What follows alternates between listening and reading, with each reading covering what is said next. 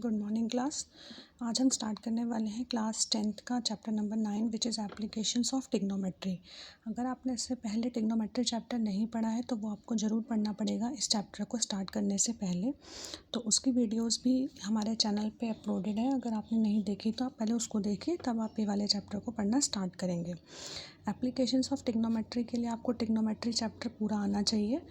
Trigonometric ratios, उनकी values सब आपको आनी चाहिए, तभी आप इस चैप्टर को कर पाएंगे। सबसे पहले हम दो चीज़ें पढ़ेंगे।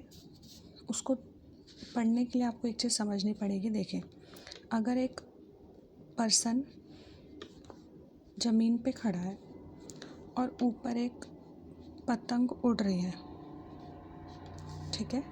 एक आदमी यहाँ खड़ा है और एक ऊपर एक पतंग उड़ रही है। इस आदमी ने इस पतंग को देखा, ऐसे देखेगा, ठीक है। और इस पतंग का अगर मैं इसको यहाँ से जोड़ लूँ, ठीक है, ये this is called line of site. तो इसने देखा है, this is called line of site.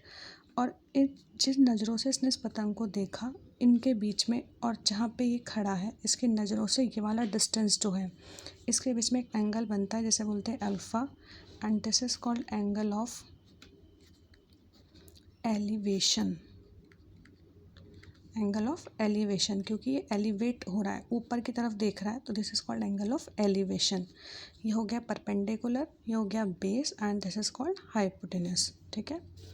दूसरी चीज़, यहाँ पर एक छत है, ये छत बनी है, ठीक है। छत में एक आदमी खड़ा है, ठीक है। नीचे कोई एक, मान लेते हैं एक बिल्ली जा रही है।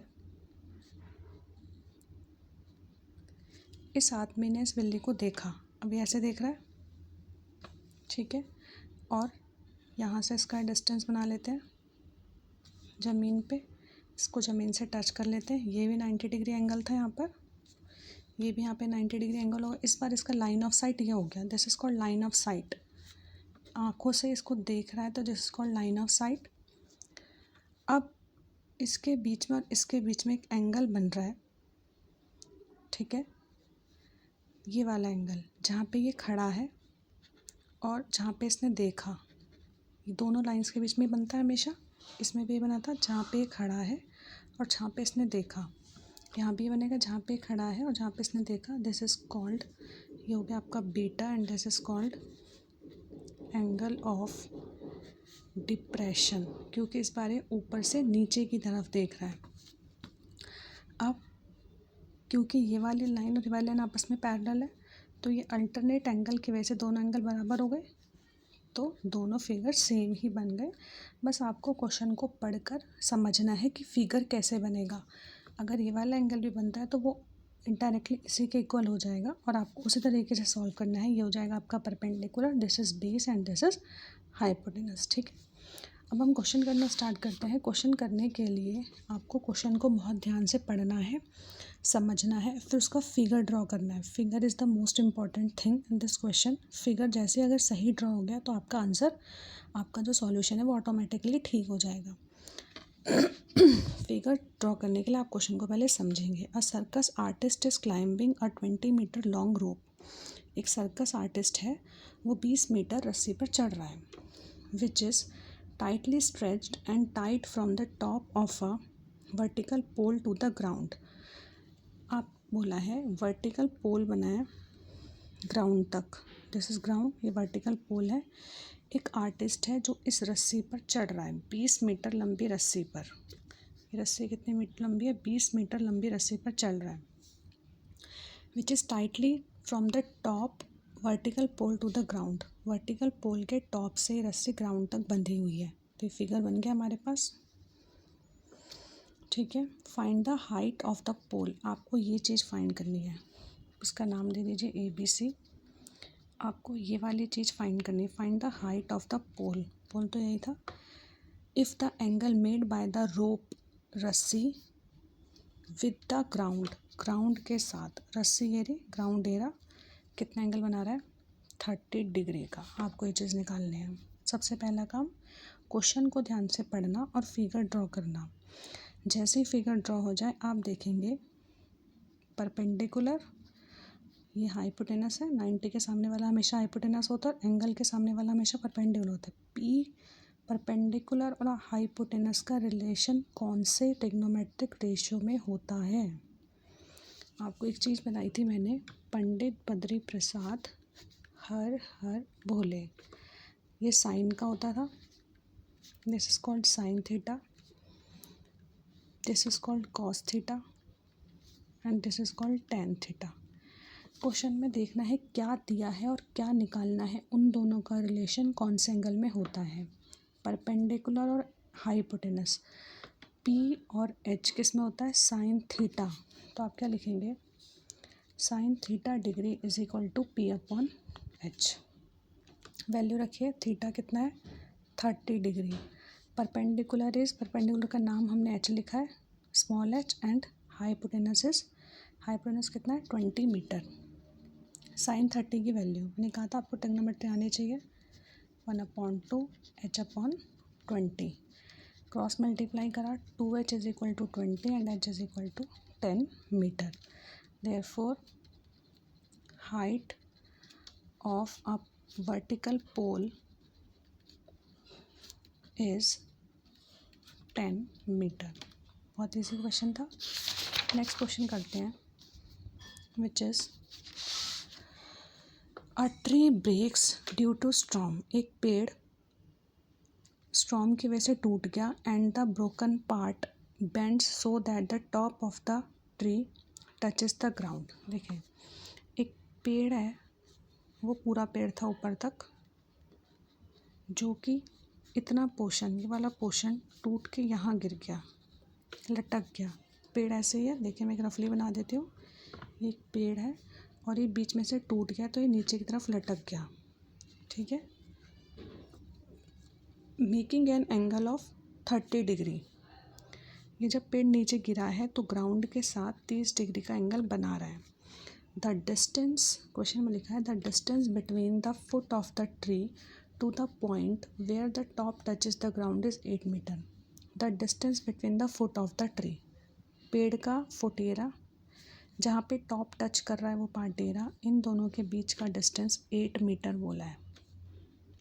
Find the height of the tree, आपको ट्री की हाइट निकालनी है। तो ट्री की हाइट का मतलब क्या है, आपको ये निकालना है प्लस ये निकालना है, पूरा निकालना है। और इस ये क्या है जो गिर गया, मतलब आपको ये दोनों वैल्यूज़ निकालनी है और दोनों को क्या कर देना है प्लस। हमने प्लस क्यों किया, क्योंकि जो ऊपर वाला पोर्शन था वही तो नीचे आके गिरा, तभी तो पूरे ट्री की हाइट आ जाएगी। तो सबसे पहले आपको ये फाइंड करना है इन दोनों का क्योंकि ये तो दे रखा है आपको, इन दोनों का रिलेशन देखिए, पी और बी का रिलेशन देखिए क्या होता है, पंडित बद्री प्रसाद हर हर भोले, पी और बी इज़ tan, तो आप लिखेंगे tan theta degree is equal to perpendicular upon base. Theta कितना है, tan 30 degree is equal to perpendicular is, हमने इसको x मान लिया, इसको y मान लिया, x अपॉन बेस कितना है 8 मीटर। tan 30 की वैल्यू कितनी होती है 1/√3 which is equal to x upon में 8 and x is equal to 8 upon में √3 इंटू रैशनलाइज कर दो, √3 upon √3 which is equal to 8 √3 upon में 3 मीटर। ठीक है, अब ये निकालना है आपको, चाहे इसको इसके साथ ले लो चाहे इसके साथ ले लो, पी और एच का क्योंकि ये भी आ गया हमारे पास, पी और एच का रिलेशन ले लो या बी और एच का रिलेशन ले लो, कोई भी आप ले सकते हो। पी और एच का रिलेशन हम ले लेते हैं, sine 30 degree is equal to perpendicular upon hypotenuse. Sine 30 is perpendicular is x and hypotenuse is y। x की वैल्यू हमारे पास आ गई है, x की वैल्यू कितनी थी 8√3 अपॉन में 3y। यहाँ से हम y की वैल्यू निकाल देंगे, y is equal to 8√3 16√3 upon में 3। ठीक है, 8 टू द 16√3 अपॉन में 3। अब हमें निकालनी है height of the tree. Height of tree क्या है x प्लस वाई, क्यों हुआ, क्योंकि इतनी प्लस इतनी और ये टूट के नीचे गिर गया, मतलब ये, तो इन दोनों को ऐड कर देंगे, ट्री की हाइट आ जाएगी x प्लस वाई। एक्स है आपका 8√3/3 प्लस 16√3/3। कॉमन क्या ले लेंगे, 8/3 √3, अंदर क्या बचेगा 1 प्लस, अच्छा आप इसको डायरेक्टली वो भी तो कर सकते हैं, एलसीएम ले लीजिए, 3, 8√3 प्लस 16√3 कितना आ गया 24√3/3, 3/24, आंसर इज 8√3। मैंने एलसीएम ले लिया इसका, 3, 8√3 प्लस 16√3, दोनों के साथ √3 था, तो 16 और 8 कितना हो गया 24√3, 3/24, आंसर इज 8√3 मीटर। अगर क्वेश्चन में √3 की वैल्यू दी हुई है कि √3 की वैल्यू 1.73 पुट करो, तो आपको पुट करना है, वरना नहीं करना, आपको ऐसे ही छोड़ देना है, ठीक है। Next question is the angle of elevation, बताया था मैंने एलिवेशन नीचे से ऊपर, of the top of a tower from a point on the ground. देखिए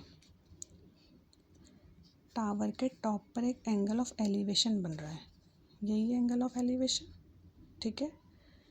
क्या लिखा है, from a point on the ground, ground में एक पॉइंट से, which is 30 metre away from the foot of the tower, 30 metre away, जो tower के foot से, इस पॉइंट से बन रहा है जो कि टावर के फुट से 30 मीटर की दूरी पर है, at an angle of elevation कहता है 30 degree, find the height of the tower. आपको ये चीज़ फाइंड करनी है, find the height of the tower. Same है क्वेश्चन, पी और बी का रिलेशन देखना है आपको इसमें, पी और बी किस में होता है, पी और बी का रिलेशन किस में होता है, tan में, tan theta is equal to perpendicular upon में B, tan 30 degree is equal to H upon में 30, tan 30 की वैल्यू पुट कर दीजिए, 1 अपॉन में √3, एच अपॉन में 30, एच की वैल्यू कितनी आ गई 30 अपॉन में √3, रैशनलाइज कर दो, कितना हो गया 30√3 अपॉन में 3 विच इज़ 10√3 मीटर।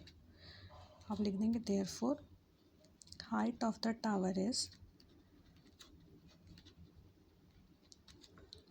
10√3 मीटर, ठीक है।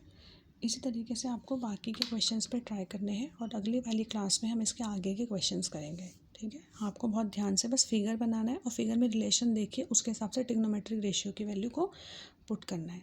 Thank you.